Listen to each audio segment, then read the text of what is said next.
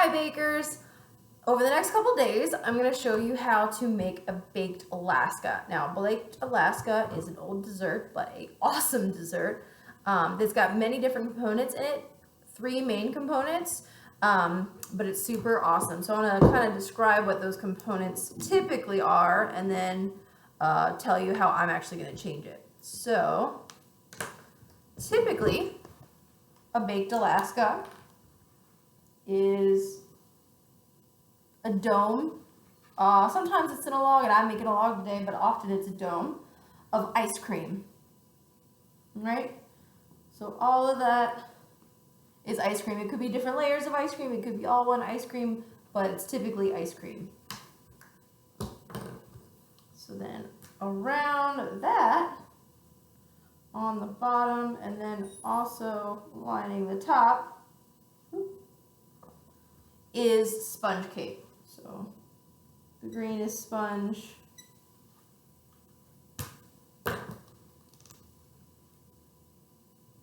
The red is ice cream.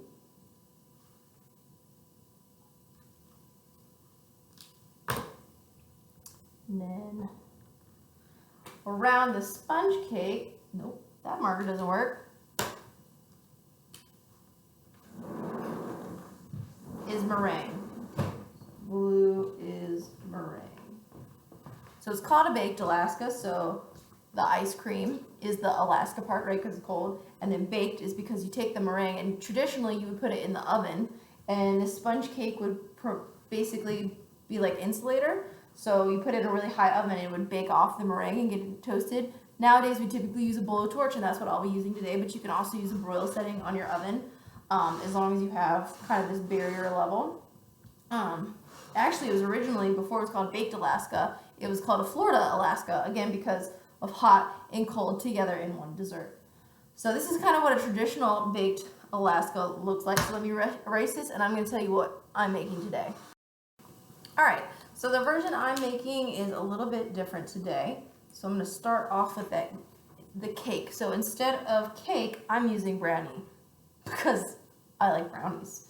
I'm only going to do the bottom because I don't need the insulated layer because I'm only going to use a blowtorch. I'm not actually putting it in an oven, so I don't need it. Also, brownies are really, really intense flavor. So if I did the outside in brownie, it would be mostly brownie, and I still want you to taste the other flavors. So you got to think about that when you're composing a dessert, how much of each element you want, because if I put a ton of brownie, that's really all you're going to taste.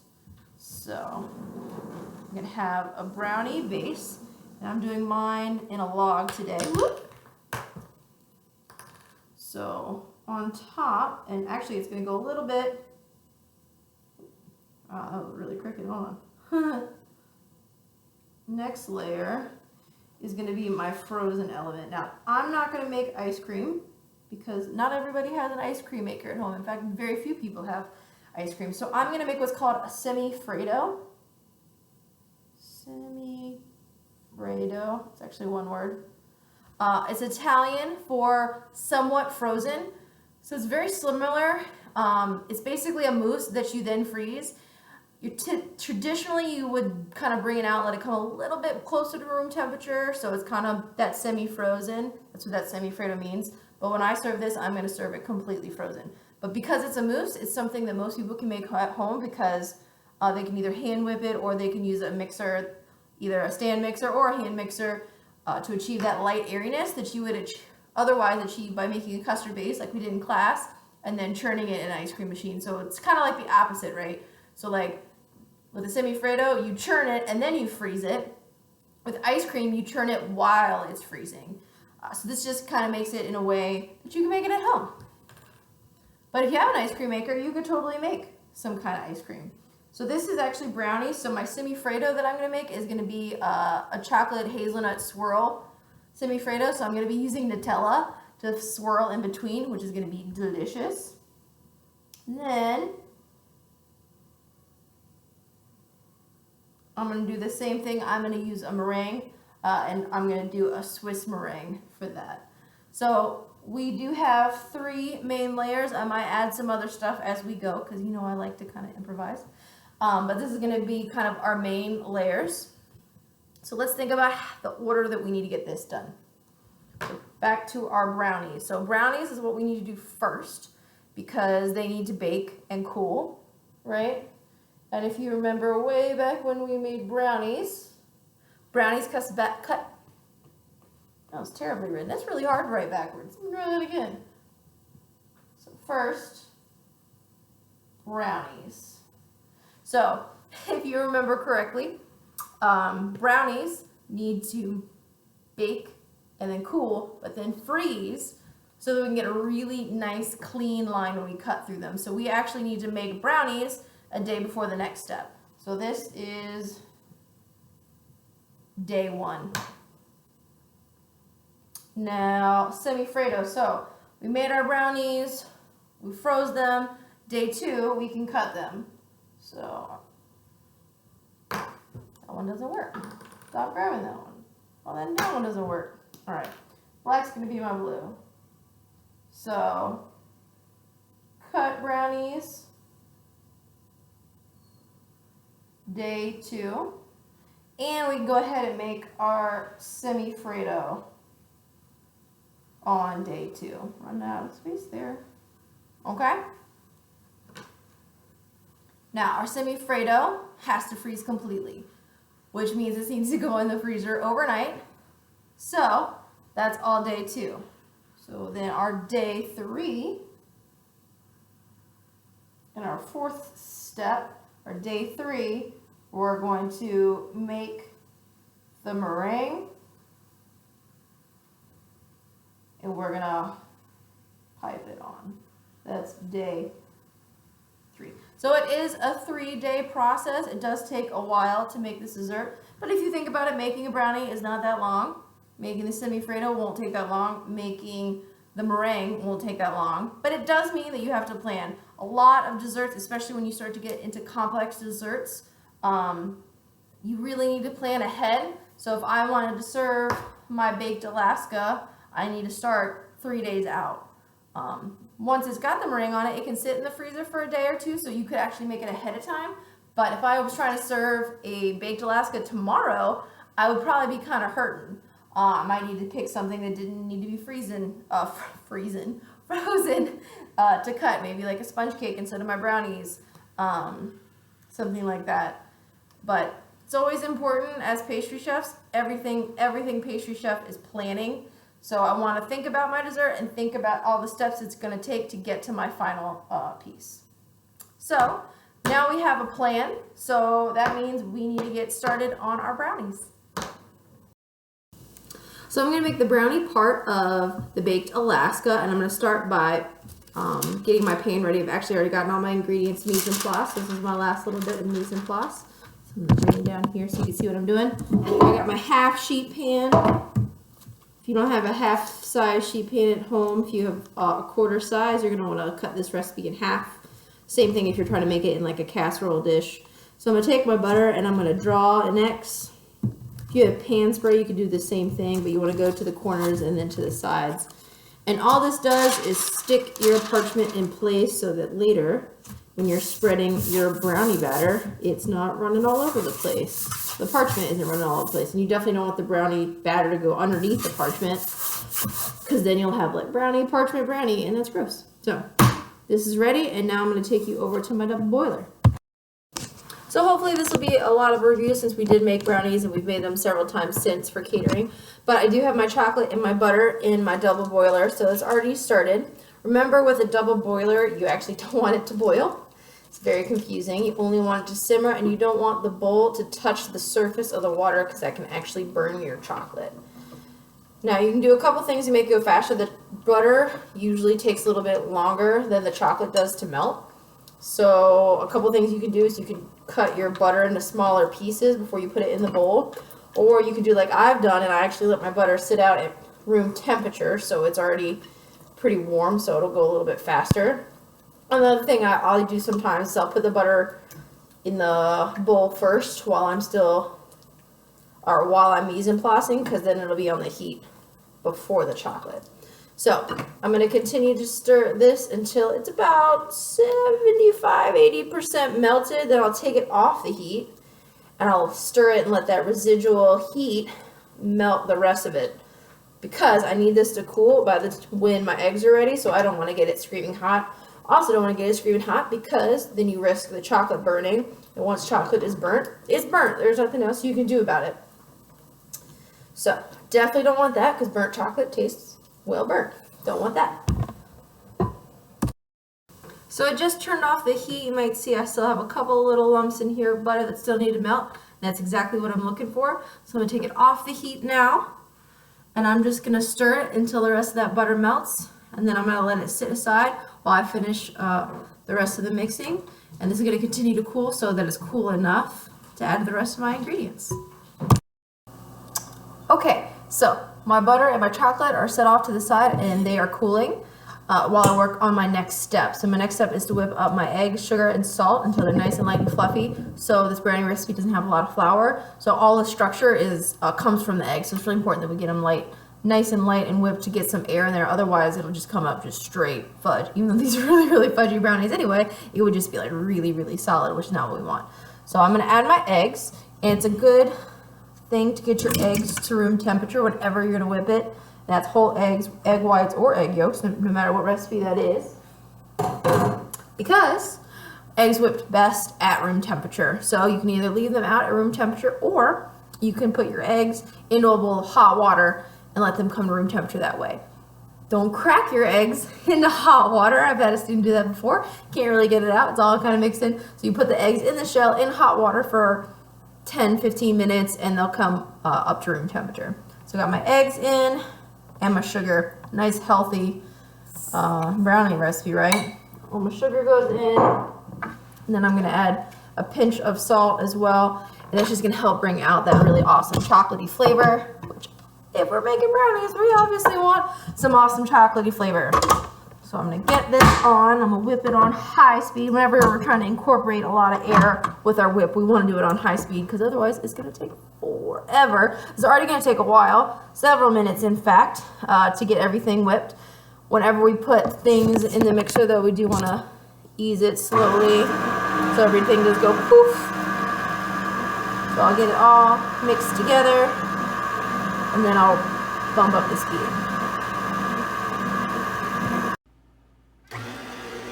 Alright, so it's all mixed together.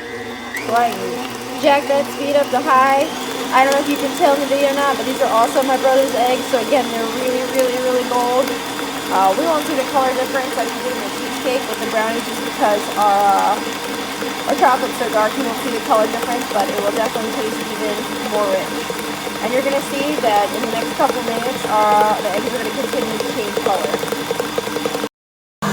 So fun fact, a lot of countries you don't actually have to refrigerate your eggs. Here in the United States, our eggs go through a process where they're treated on the outside, which actually removes this thin little membrane that the chicken creates on the egg that actually protects the egg. Once that membrane is removed, it's way more susceptible to contamination, so we have to keep it refrigerated. These eggs, they came from my brother's, so they were never refrigerated, and they weren't washed. So they still have that seal on the outside, so actually I keep them at room temperature all the time until I'm ready to use them, which is really convenient for baking. It's also convenient for cooking because it takes a little less time to cook because they're already kind of warm. However, as soon as I do refrigerate them, I have to keep them refrigerated, because what can happen is if they come to room temperature, they can get some condensation on the outside, and that can help with some bacteria growth. I do wash the eggs before I use them, so I take soap and water and I really, really scrub them so that I don't have any contamination. They're way safer than reverse control. Alright, so our eggs have gotten a lot lighter and a lot fluffier as we whip for several minutes now. And what we're looking for is when we hold that whisk above the surface and we let the mixture drain down, it should kind of fall back and forth, back and forth. And that's called the ribbon stage. So we're going to look for the ribbon stage, and we're getting pretty close to it. Alright, time to check to see if we're at ribbon stage. It's been whipping for several minutes, but it probably would have whipped double the amount of time if these were cold eggs. And time is money, so that helps us with our time, which is great. So I'm going to hold this up, and I'm going to watch how it falls And see how it doesn't fall straight down? It kind of goes back and forth. I'll do it again. So instead of falling straight down when it gets to the surface, it's falling back and forth. That's the ribbon stage, and that's exactly what we're looking for. Now, what you're gonna wanna do is you're gonna wanna bang this whisk up against the bowl, but you don't wanna do that. We just worked hard to get all this air into these eggs, and if we knock this, we're gonna knock air out. We don't wanna do that, so I'm gonna actually shake this, and I can beat it against my other hand to help get more off. I can't do that right now because my other hand is holding the phone. But typically I can use my other hand to hit it to get a little bit extra of that egg yolk off. But again, I don't want to bang it against the whip attachment. All right, so I'm gonna add my egg mixture, which I forgot to add vanilla earlier, and so I just mixed it in. I'm gonna add my egg mixture a third at a time to my chocolate. And then I'm gonna fold it gently.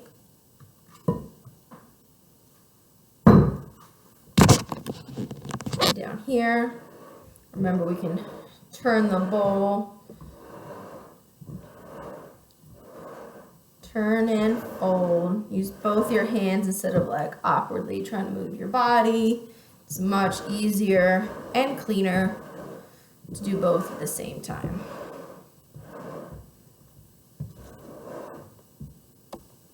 I'm going to keep going until it's almost mixed, and then I'm going to go to the next one, next addition.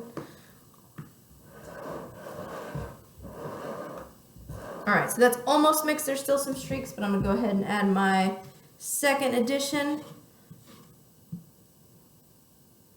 And hope that I grabbed a big enough bowl. Do the same thing, fold it till it's almost mixed. If I mix it all the way, I'm gonna knock more air out, which I still don't wanna do. Give it too much work. Now these are gonna poof up in the oven, but they're gonna fall because they don't have enough gluten to hold them, but that's what's gonna help give them a better texture than just solidness. All right, again, almost mixed. I'm going to add the third addition, fold it together, and then we'll add the flour. So I got the third addition in, and I just want to remind you, especially as my bowl keeps getting more and more full, that we want to make sure we're scraping the sides and the bottom, because we don't want mostly egg on the top and mostly chocolate on the bottom. We want it to be nice mixed all the way through. And again, I'm going to stop right before it's all the way mixed. And then I'm going to start to add my flour. So I'm going to stop right here, grab my sifter, and then we'll add the flour. All right, so I got my sifter. So I'm going to add a little bit of my flour at a time. Just going to sift it on top so I don't get any flour lumps in my brownies. And then I'm going to fold that in.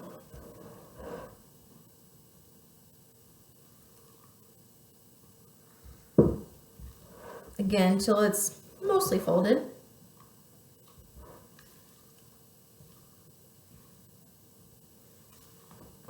Then I'll do my second round of flour. So again, in thirds.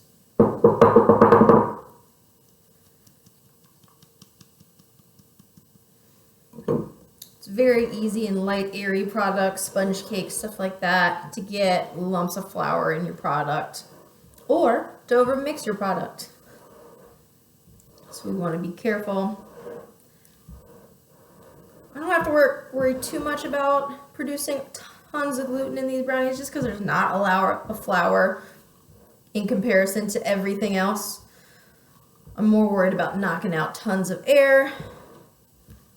All right, so that's just about mixed in, and I'll do my final addition.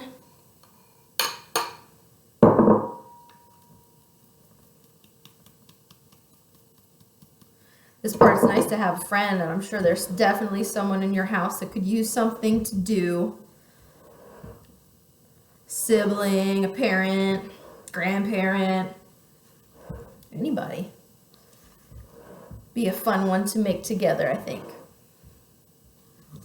So I'm just going to keep folding and turning my bowl until I don't see any streaks of white or yellow or brown, because that means my chocolate, eggs, and flour are all nice and mixed, and I'm getting pretty close.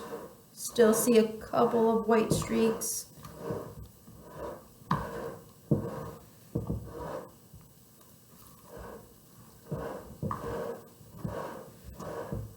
I think I am there. Great. So I'm gonna move these things aside and bring my pan over. I'm gonna pour my batter directly into the center of my pan, and then I'll spread it out from there. It'll kind of already spread out a little bit on its own, but I can help make sure it's nice and level. No, you definitely have people in your house that are going to want to be involved in this, whether it's making, eating, or both. I actually don't need all of this brownie for my baked Alaska, but Senor Chonko loves brownies. So I was like, if I'm doing it, I might as well go ahead and make some plenty. All right. That's all my batter. I'm going to wash my hands real quick, and then I'm going to show you how to spread it out. All right, so I'm going to use my large offset spatula to spread it out nice and evenly, and you may not have a large offset spatula. And that's okay. You can use a regular spatula or whatever it is you have, but this is the best tool for making sure it's nice and level. Again, at home, it's not the end of the world.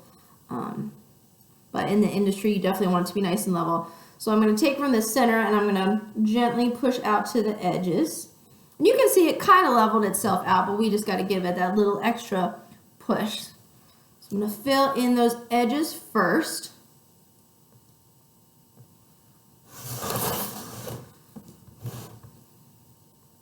Ooh, got some flour that was on the side of the bowl, it just fell off. Not a problem, just swipe it off with your finger. No harm done. It happens sometimes.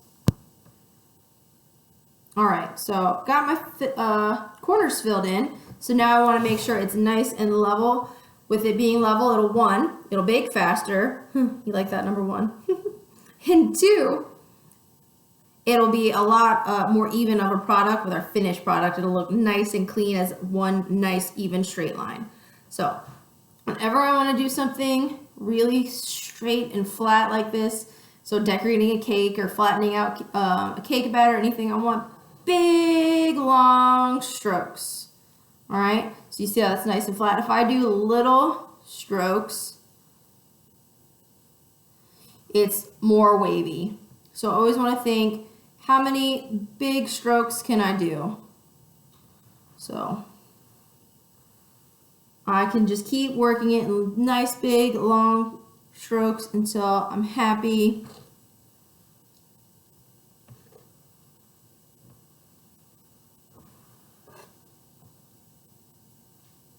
With how flat it is.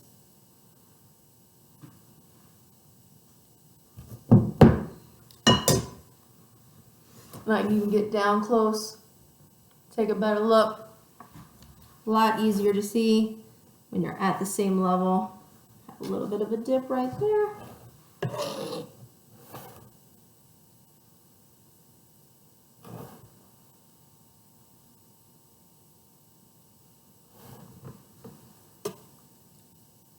Alright, and as it cools, it's going to get a little stiffer, so you might get a little bit of spatula marks, and that's okay. I can just take a little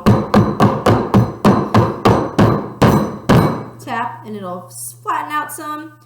But as it warms back up in the oven, it should self-level, and I'm pretty happy with that. So I'm going to get it into my preheated oven behind me, and I'm going to let it bake, and I'll show you what to look for when it's done. Alright, so it's time to check and see how my brownies are doing. So I'm going to pull them out, and they're looking nice and dry on top, so that's a great sign. They cracked a little bit, and that's quite all right. So I'm going to take a toothpick right in the center, and I'm going to pull it out, and it should be clean with just a couple of crumbs on it, which is exactly what I have. So that's what I'm looking for. I'm going to pull them out and let them cool.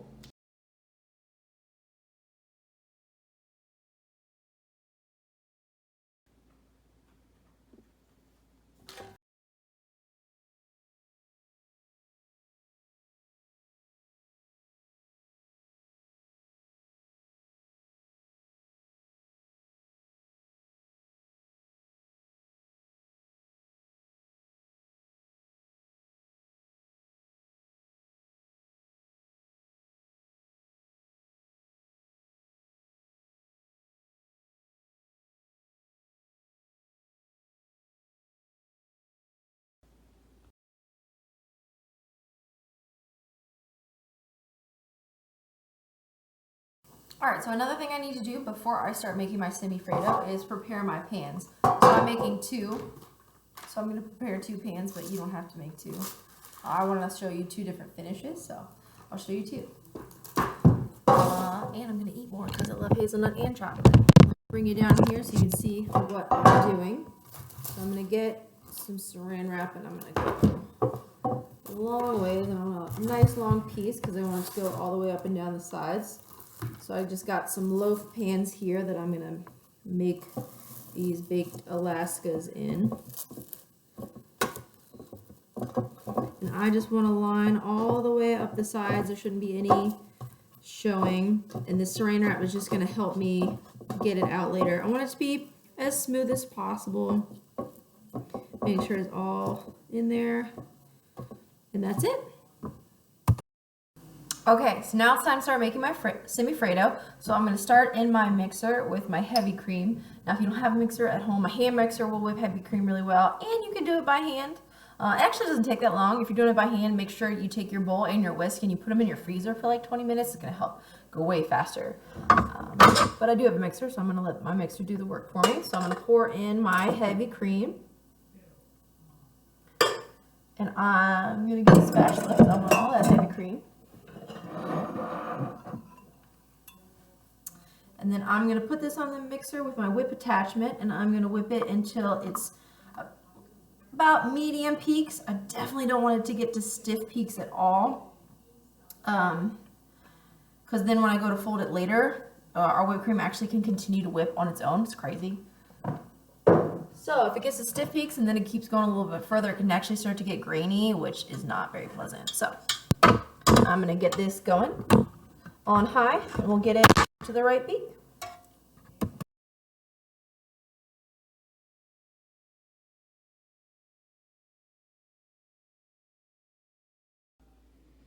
Alright, so I'm going to put my whisk in my bowl, and I'm going to turn that peak upside down, and you see how it's leaning off to the side.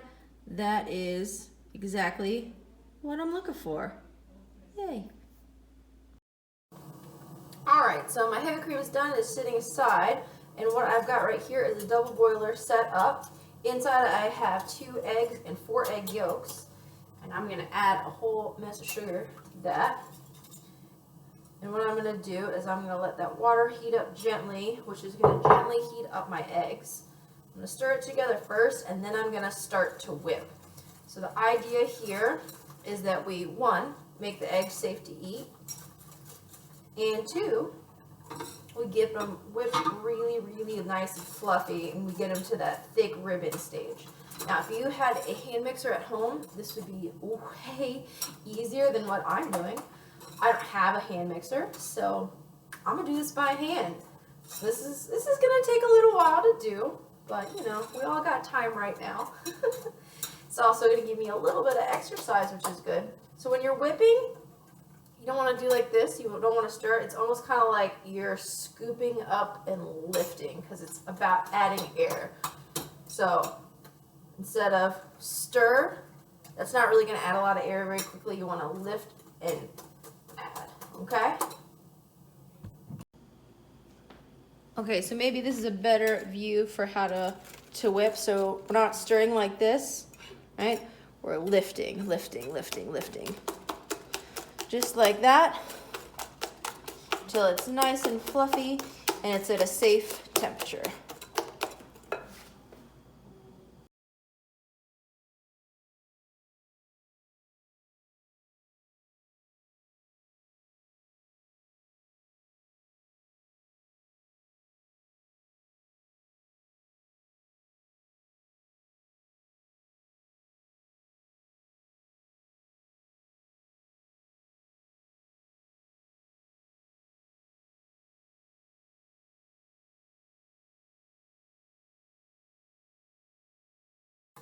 So I'm about 7 minutes into whipping this egg mixture, and it's thicker, but it's still not there yet. So this idea just occurred to me that this would be a great thing for you guys to do with your families.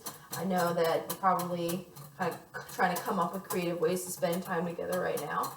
And this would be a really fun challenge. You know, you could say, who can make it the longest without a break, or you could just switch every other minute or something like that.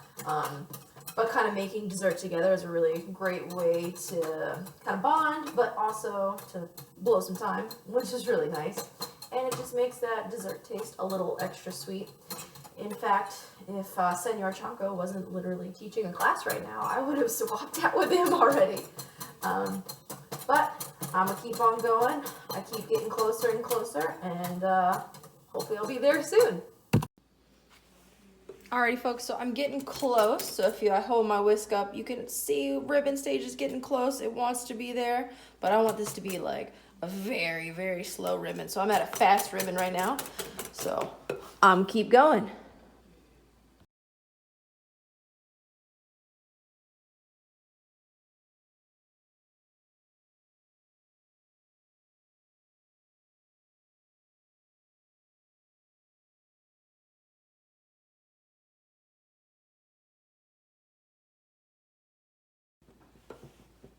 All right, we are finally there. Whew, I'm exhausted.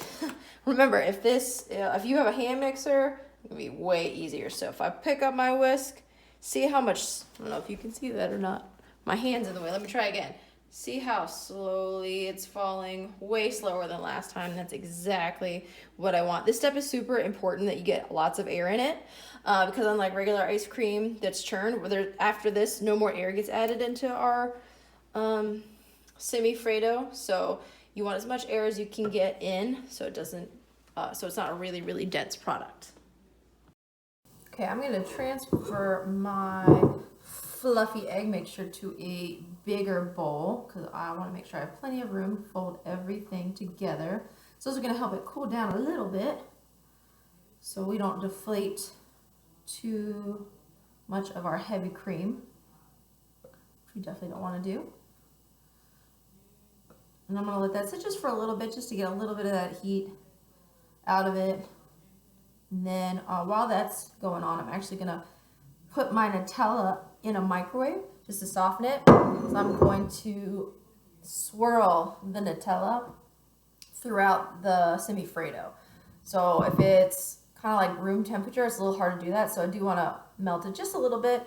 Be careful, chocolate likes to burn in a microwave, so you want to do short bursts. And stir, short burst, stir, so I'm going to do like 10 or 15 seconds at a time. So I'm ready to start adding my heavy cream to my egg yolks. So I want to do this in batches of 3.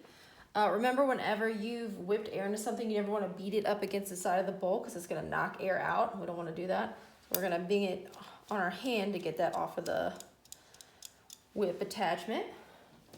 And then I'm going to add a third into here, about a third. I'm gonna fold it together. Oops, sitting right in front of me and I forgot. Don't forget to add your vanilla. Go ahead and add that now. We could have also added that to the cream when we whipped it. That would have been fine too. But this works as well.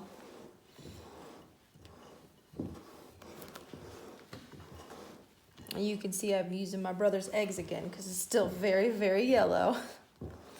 Very, very pretty. So if you're not using my brother's eggs or farm fresh eggs, yours probably won't be quite as yellow. All right, so I still got a couple streaks. So that means it's ready. I'm ready to add my second half, or my second third. Again, I'm just gonna keep folding. So ironically, pretty similar to how we made the brownies, except for this is gonna be a much lighter texture than our brownies are.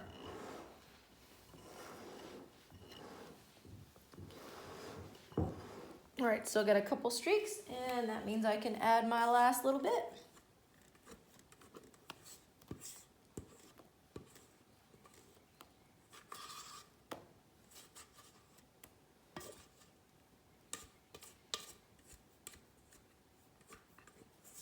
Gotta get all that goodness in there. Then we're gonna fold that together until you don't see any more streaks. Make sure you're doing the sides of the bowl and the bottom of the bowl. So we have one completely mixed together mixture. Mixed mixture. That's a funny thing to say. And remember, yours at home, if you make this, it'll probably be a little bit whiter, because my brother's eggs are very, very golden. Thanks, Jake. We also don't want to do this any more than we have to, because every movement we make is knocking out air.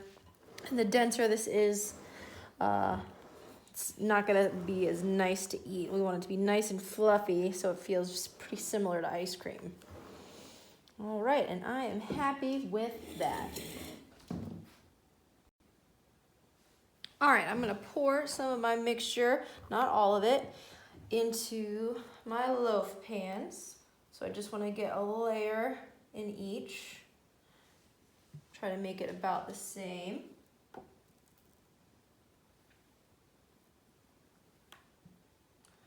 That looks about even. Maybe I'll spread it out a little bit better with my offset spatula.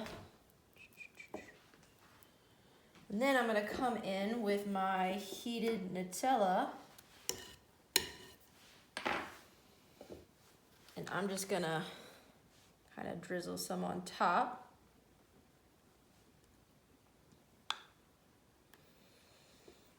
I love Nutella. I could just eat this with a spoon. I don't really know why I said could, because I definitely have just eaten this with a spoon. That's a real thing that happens in my house. All right. I'm gonna save a little bit, maybe if I wanna garnish with it later or something like that.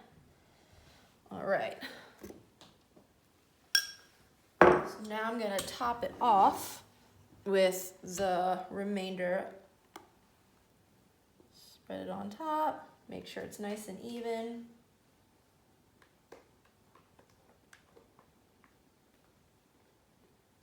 Between the two.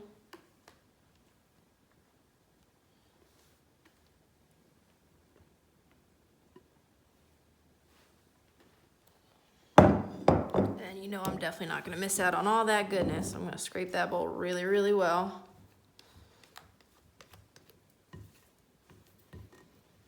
Looks like this one needs a little bit more. Make them even.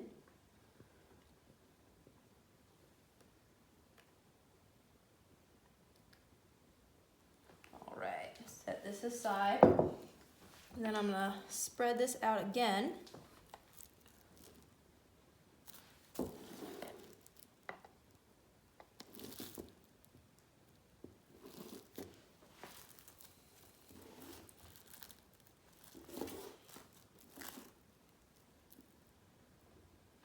And then I'm gonna take my offset spatula, or it could be a spoon or something like that, and I'm gonna swirl in here because I want that Nutella to be nice and swirled. So I'm just kind of going down and then lifting up. So I should be getting Nutella coming up to the top, then also Nutella going down to the bottom. I don't want to stir it together because I want, when I cut into it, to see streaks. I think that'll be really nice. And that way you actually will taste the Nutella a little bit stronger than if you had all mixed it all in. So I'm gonna say that's good for that one.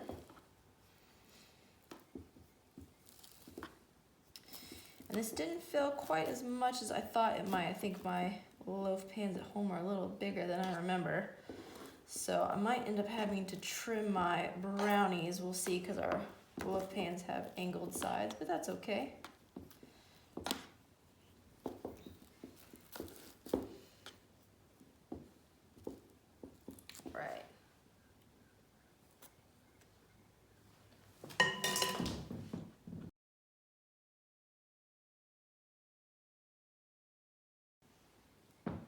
Alright, so I did trim my brownies a little bit because it didn't feel quite as big as I thought, but that's okay. To actually help me come up with a really cool idea I hadn't really thought of before. So that's always nice. So I'm going to take a little bit of my Nutella and spread a thin layer on the top of my brownies. Doesn't have to be perfect. And they are frozen, so I want to go fast. use it to stick in some hazelnuts so then I can get some of the crunch inside, and then the rest I'm going to use as a nice garnish.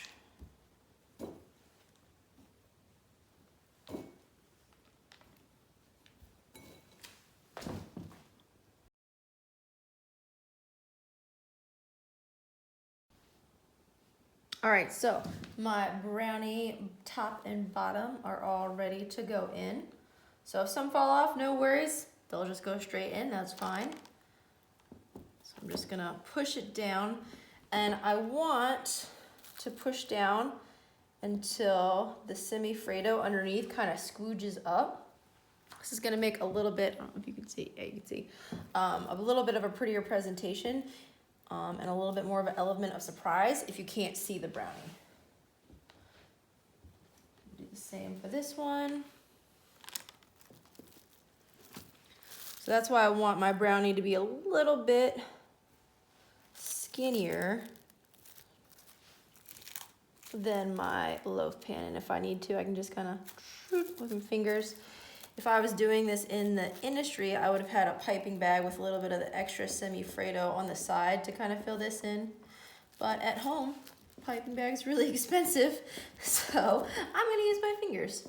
In the industry, I probably would have been making a lot of these too, not just 2 small ones, so it would have been a little bit more worth it as well, but that's all right. Great, so they are all ready to go into the freezer, so I just wanna wrap them up so they stay nice and fresh, so I can take the sides and kind of see if that's enough to cover it, and it almost is. This way I waste a little less too. Then I just cover it, bring in the sides.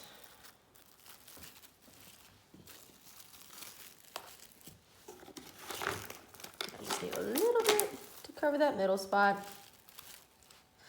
All right, so these are all ready to go into the freezer.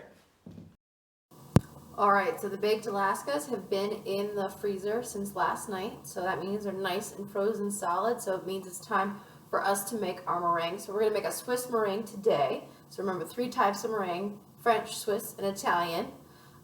French is the easiest, Swiss is medium difficulty, Italian is hardest, and it's kind of how they go with stability. So least stable is French, middle stability is Swiss, and most stability is Italian.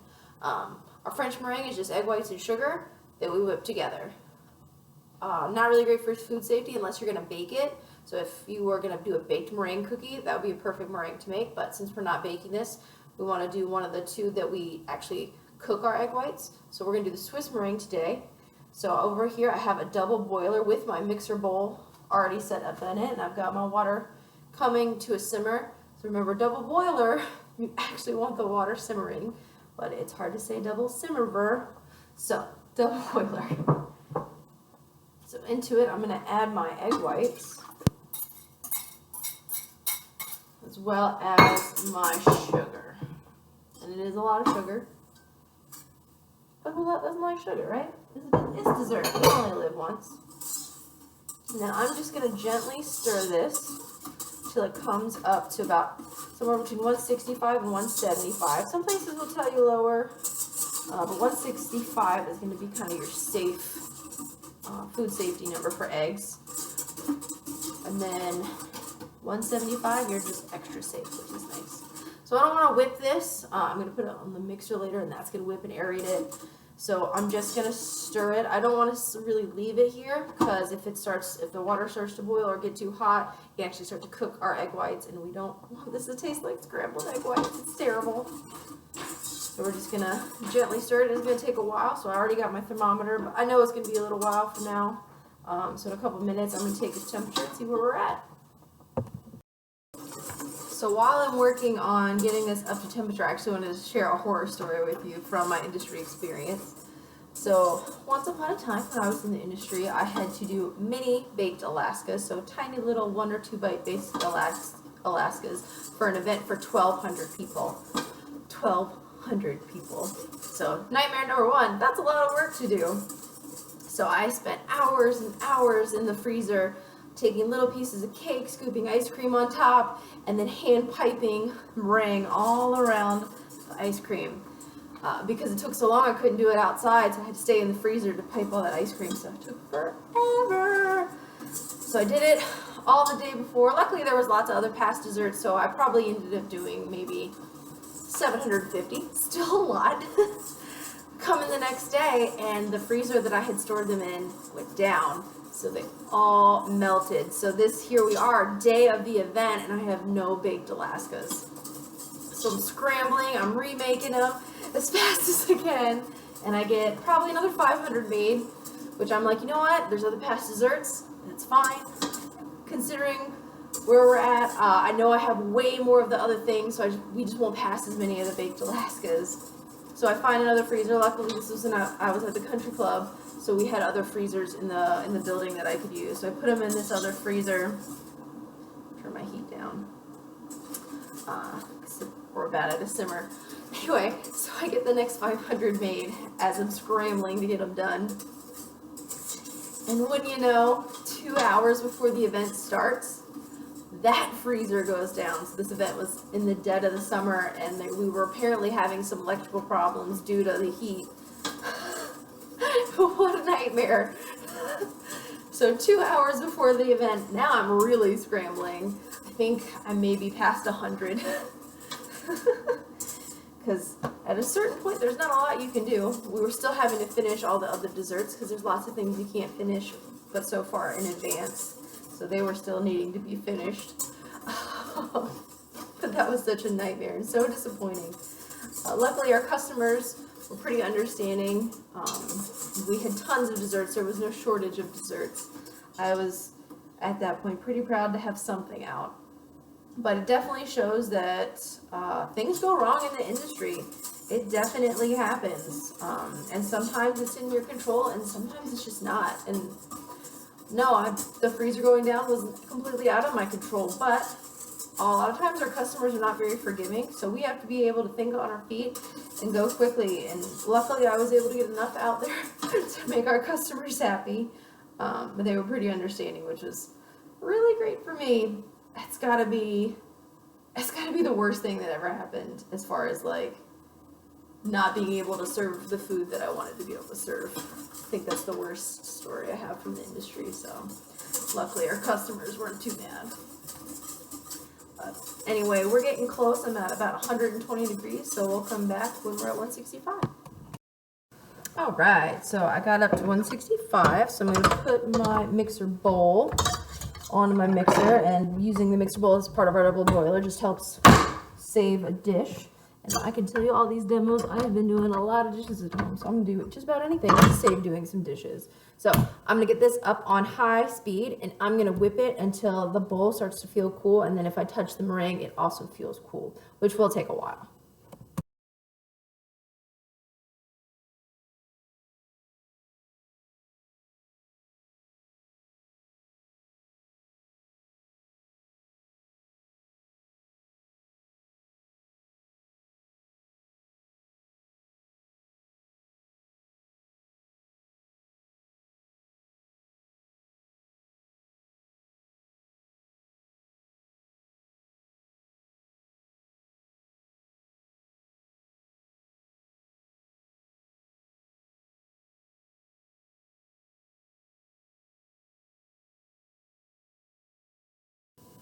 Okay, so the meringue is done, so we can finally bring this whole thing together. Now, remember how I made two? I'm actually going to show you how to finish one off without the meringue in case you're like, you know what, I don't really want to do 3 steps to make this awesome dessert. 2 steps just with the brownie and the semifreddo is really awesome. So I'm going to get that one out of the freezer, and I'm going to show you how you can finish that pretty simply and not have to do the meringue.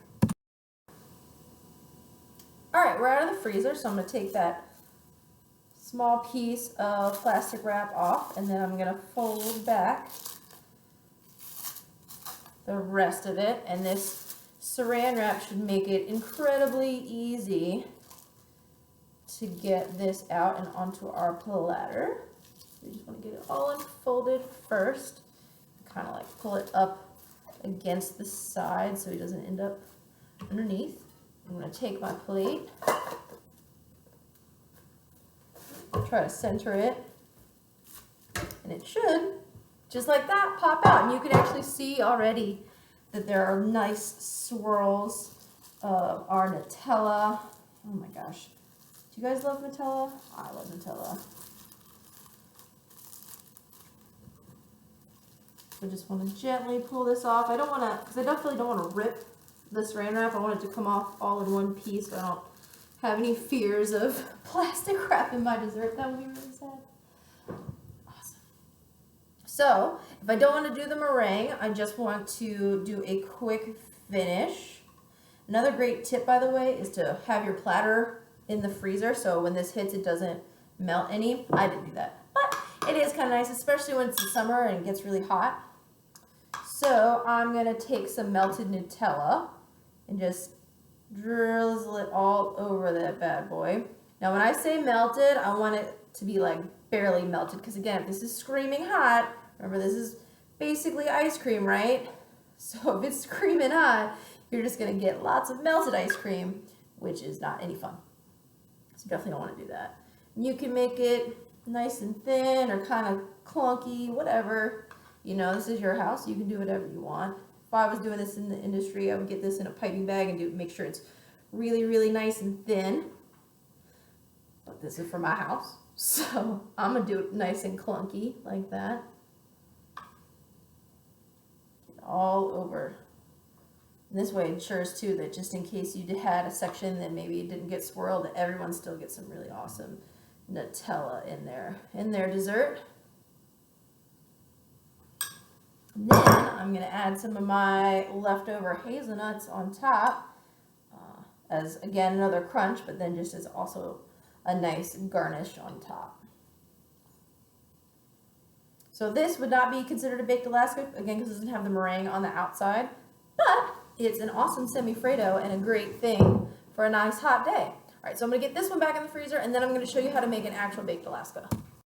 Alright, so I'm about to get my second one out of the freezer, but I really want to make sure that I have everything ready to go because this one I'll need to have out longer. So I'm going to go ahead and get my meringue in my piping bag so that it is all ready to go so I can work very quickly.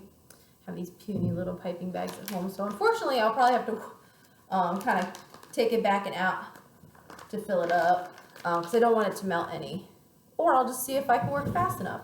So I got that ready. I'll get my chilled plate out, and then I will start piping.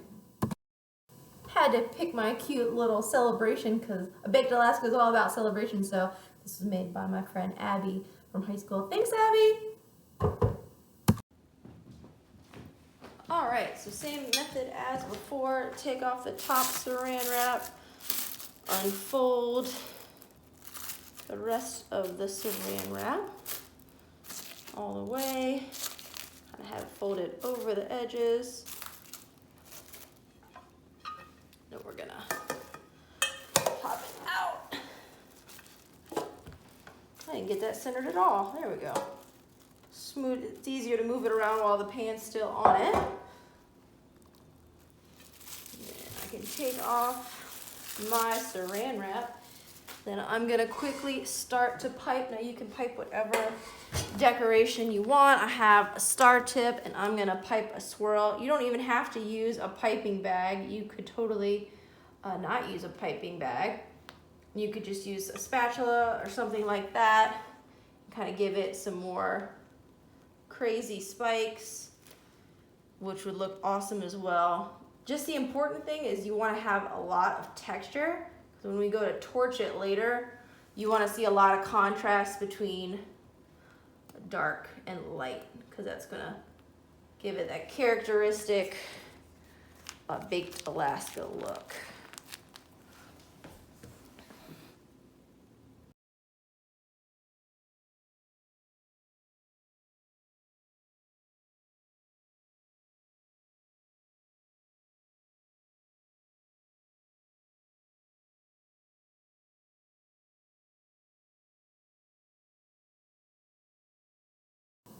I hate tiny piping bags. Ah!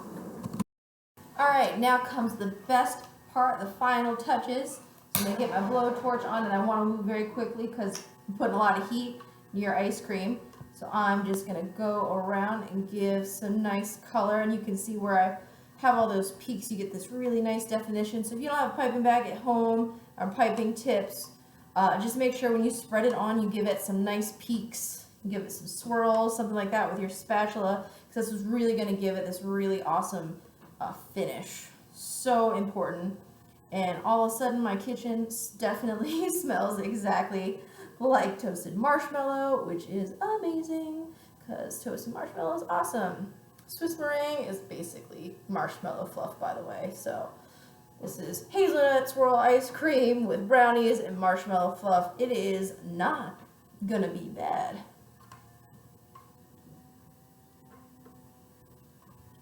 This is a great thing to serve to a big group of people, and if you want to show off, you could do this torching at the last minute, which is really, really fun. And there's my finished baked Alaska.